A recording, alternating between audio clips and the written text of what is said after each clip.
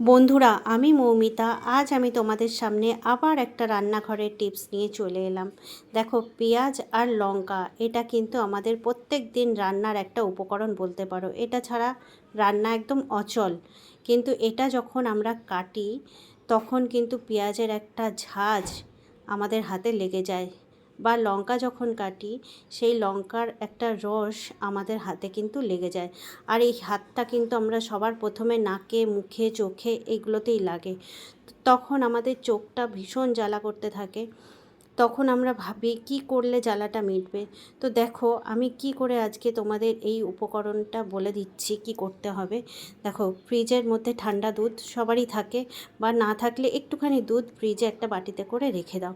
সেই বাটিটায় যেই ঠান্ডা দুধটা রাখছো সেইটা দিয়ে হাতের মধ্যে এরকম নাও, নিয়ে দুটো হাত দিয়ে এরকম রাব করো, ভালো করে রাব করো চারিদিকে। তারপরে দেখবে যে এই যে রসটা চলে গেল, বা ঠান্ডা ভাবটা দিয়ে তোমাদের হাতের একদম জ্বালাটাও কমে যাবে, বা